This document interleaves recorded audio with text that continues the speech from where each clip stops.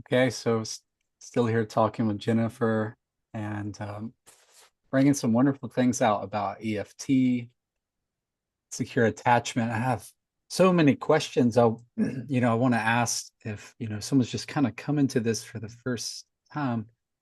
You spoke previously about secure attachment and that there's a place of safety where we can be our authentic selves, a sense of being loved. Can you say a little bit more about what secure attachment looks like, maybe in a partnership, but also, if I'm not in a partnership, right? Uh, what could secure attachment look like there as well? Yeah, that's a great question, Matt. Really, so Sue Johnson, she's one of the founders of EFT. She describes being in a relationship. She uses the acronym ARER. Hmm. So these are kind of hallmarks, characteristics of a secure attachment, right? The healthy relationship. Again, whether that's with my spouse or with um, a safe and secure other, right? That could be a friend, that whoever that might be with. Hmm. So the relationship is that person accessible? That's what the A stands for. Are they accessible? Meaning when I reach for them, are they there? Right? Hmm. Or are they inaccessible to me? Hmm. That could be physically, that could be emotionally. Um, the R stands for responsive. Right? So is this person responsive? So if I start to share with my partner, um, some hurt or some pain or something that I'm going through, will my partner be responsive? Will they acknowledge me? Will there Hmm. be what you're doing now, right? Some affirmation.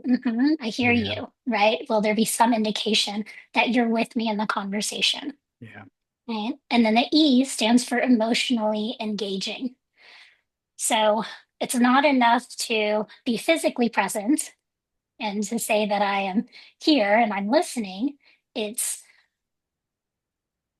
is the person willing to allow themselves to be emotionally impacted what I'm saying, Yeah. right?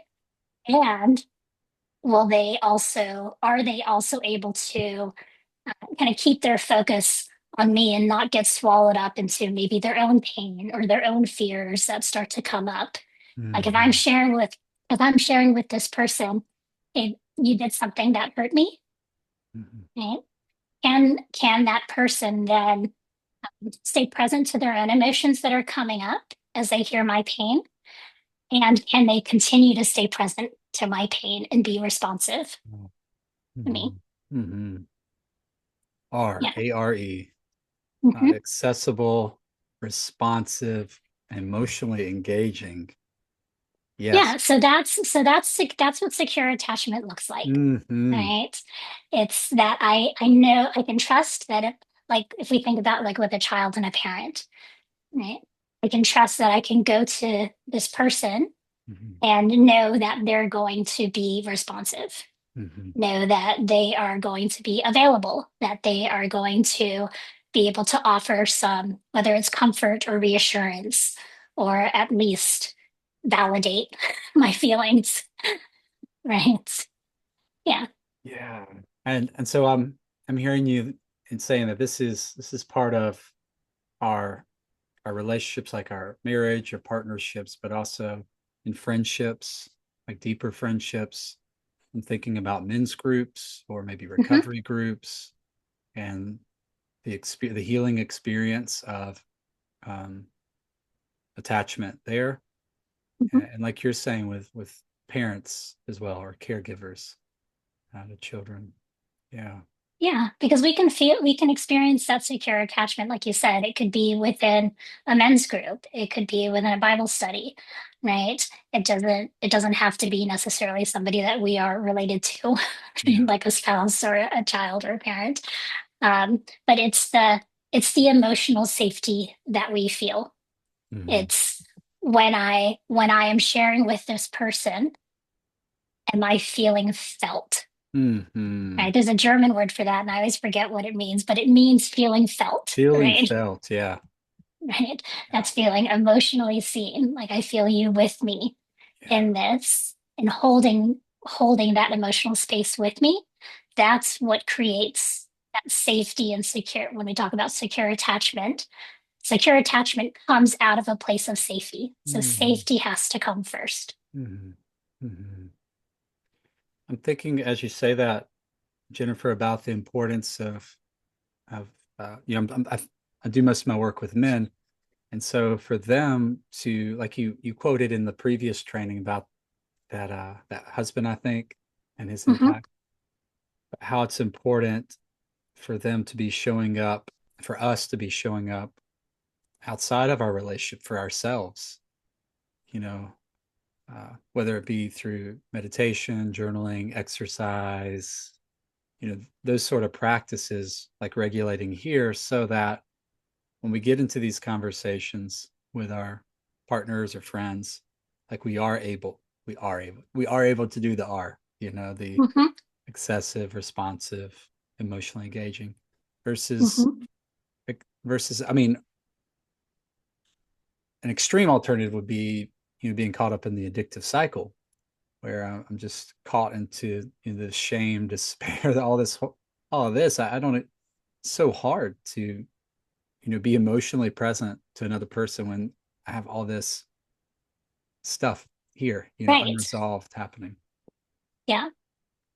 Yeah. And in fact, addiction will disconnect us even more from our emotional world.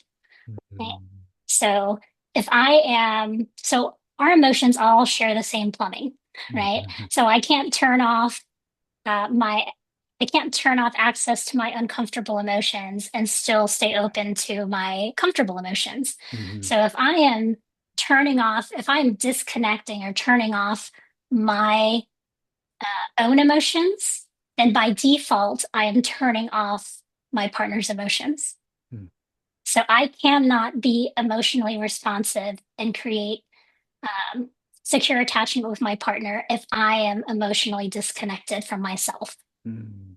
So what I help partners, especially in the beginning, is helping, again, for partners who there is a history of addiction there. I help them learn to what we call befriend their inner world, Mhm. right? Not be afraid to access their emotions, to feel their emotions. Like you're saying, practice mindfulness, Mhm. practice that self compassion, um, so that through their own emotions, they are able then to empathize. They're able to have more understanding for their Mhm. partner.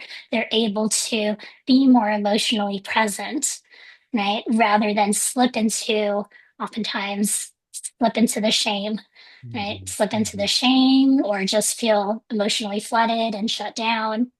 So we learn to stretch that emotional window of tolerance because emotion is the road to Mhm. connection, right? We Mhm. can't experience that connection, that secure attachment without going through the road of emotion, the path of emotion. Woo. Thank you, Jennifer. That is wonderful.